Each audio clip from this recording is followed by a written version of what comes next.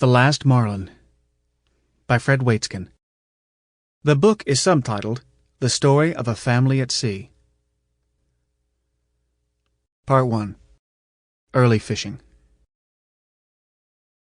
Family Values.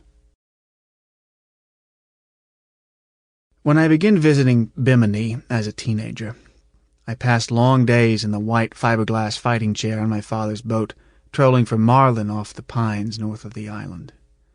Even back then, fishing for me was a combination of action and fantasy. With long stretches to burn between strikes, I learned to love daydreaming on the ocean.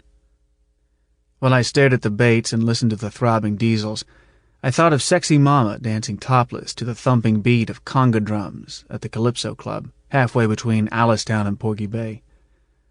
I was a drummer myself, and imagined her shaking her chest to my beat. I tried to seduce her with passionate slaps and rolls, and then I slowed the rhythm until her movements were earthy and we were both dripping sweat. She wouldn't let me touch her. I drummed on the armrest of the fighting chair until her shapely legs and full coffee-colored breasts faded in my mind to office buildings in Midtown Manhattan, new high-rises sheathed in plate glass and glimmering with thousands of fluorescent lighting fixtures. I loved thinking about fluorescence.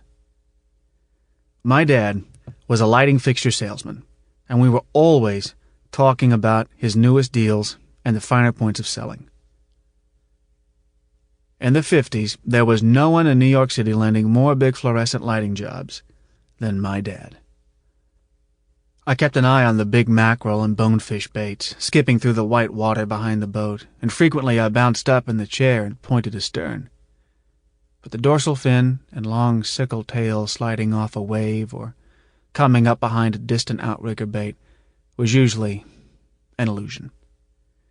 The wash of wake and waves churned up legions of record-breaking blue marlin and accolades I would receive on the dock at the Bimini Big Game Club, or I could see myself modestly describing my latest 800-pound catch to envious 15-year-old buddies on Long Island. Then, half asleep, I would glimpse a long brown shape beneath the surface, 40 yards astern, streaking toward me, and suddenly a massive head coming out right behind the boat, swinging at the mackerel.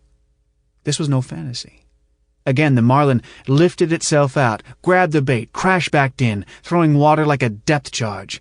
I struck with the big rod, my shoulders wrenched forward by a violent lurching weight, bracing against the footrest, and then after the fish's long first run, I reeled.